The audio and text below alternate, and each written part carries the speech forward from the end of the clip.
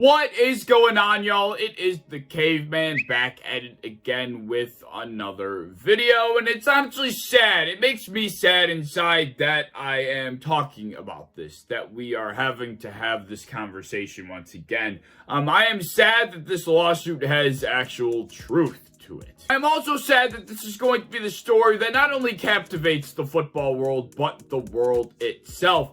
But rightfully so. This needs to be made right. This is something that we must continue to move in the right direction with. And this lawsuit is another step in this right direction. And it's just unfortunate that in the year 2022, say that out loud with me, 2022, this is a conversation we are still having. It's still not behind us. 2022, and we're sitting here and we're still doing this? We're still having this conversation? Well, unfortunately, the answer is yes. And unless you live in the deepest, darkest corner of the ocean, you would know that Brian Flores has officially sued the NFL and a number of franchises for alleged racism throughout the hiring process for respective head coaching positions. Oh, and not to mention, part of this 60-page lawsuit includes how the Dolphins owner Stephen Ross attempted to bribe Brian Flores into losing games for better draft picks, and on top of the fact that Stephen Ross is actually investing in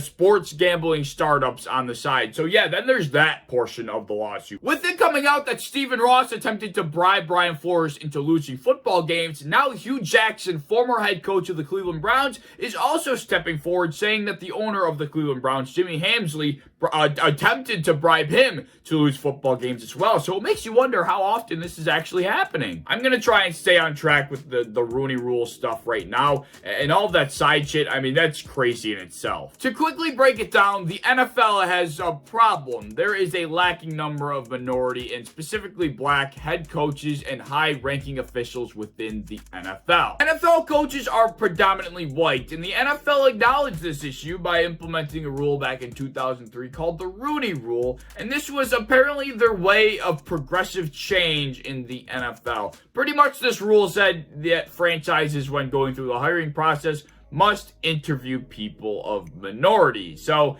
you can see how this could backfire, right? Anyways, Brian Flores feels as if he's been used as a prop to fulfill said rule. And most recently with the New York Giants, obviously, as we all know, they hired Brian Daboll. And in theory, in any other case, it would be extremely difficult, unfortunately, to find hard, incriminating evidence that franchises are simply interviewing these candidates just to fulfill this rule, even though they already have their head coach in mind. That's where Bill Belichick, of all people, enters the conversation. Bill Belichick thought he was texting Brian Daboll when in all reality he was texting Brian Flores. And as you can see on screen here, Bill Belichick was congratulating the wrong Brian on getting the head coaching job with the New York Giants. And Brian Flores is reading his text message from Bill Belichick and he's thinking there are three things wrong with this. One, he's texting the wrong Brian. Two, I haven't even interviewed yet. And three, why am I interviewing if they already have the head coach? I mean, this pretty much just confirms that this whole thing is a sham and that it does go on in the NFL. I would say that mistakenly sent text message by Bill Belichick to Brian Flores before Brian Flores even interviewed is pretty damn incriminating evidence. I mean, it's just so horrible to hear things like this. I mean, Brian Flores has been through some shit,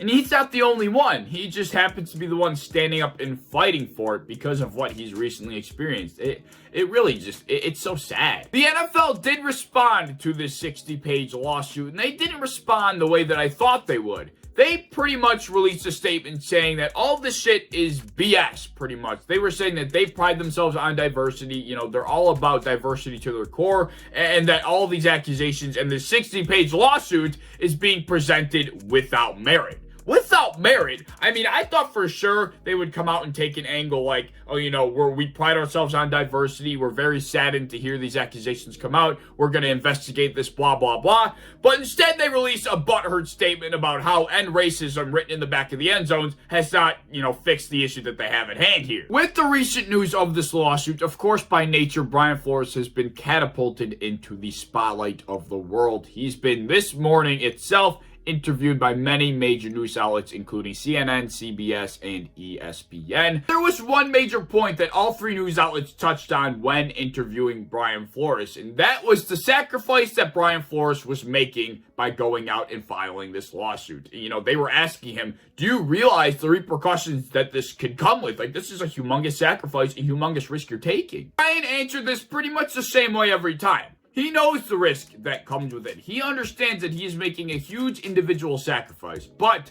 he feels like it is necessary, and he is more than willing to take the sacrifice to make the change that he feels is necessary in the NFL and in the world in general. And that is just courageous beyond belief, and I stand and support a man so brave and strong like him. I personally have three final thoughts on this topic, and the first one is that there is a clear and obvious issue in the NFL. There are not enough minority head coaches. There are not enough minority, high-ranking officials, offensive coordinators, defensive coordinators, internal franchise officials in the NFL. There's just not. It's a predominantly white category. That to be the case when the player base is predominantly dominated by African Americans. You can see the disconnect, right? You can see there's an obvious issue, right? My second thought is that the Rooney Rule, although it has good intentions, is the furthest from the progressive solution that the NFL is looking for. I'm not sure how the NFL drew this up in 2003 and said, yes, this is the way to fix it. This is the solution. Like, how did they not realize that this is going to backfire? It's common sense. Like, of course, the people that were creating this issue in the first place were going to go out of their way to make sure that they could cut every corner to make it seem like they're abiding by this new rule. Of course they were going to do that, and now you're only creating more issues. Leave it to the NFL, a billion-dollar company, to try and solve an issue by creating more issues. I'm not surprised at all. My third and final thought is this.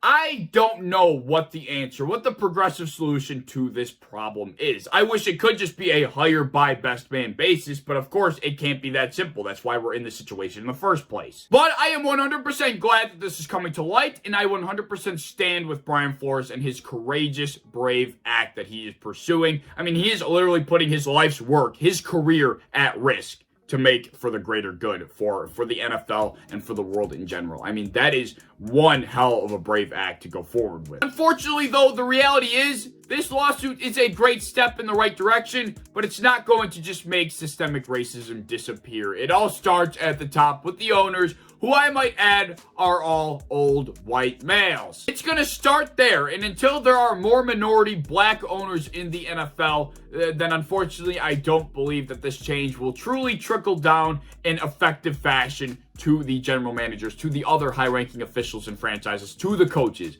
Until that change is made at the top, I'm just not fully convinced that a true change at heart is going to happen. Right now, Brian Flores is exposing what is going on under this big rock, and this big rock is the multi-billion-dollar company, the NFL, that supposedly prides itself on diversity, that supposedly wants to end racism, that doesn't want this in the world anymore, and they paint it on the back of end zones and put stamps on the back of players' helmets to really prove a point.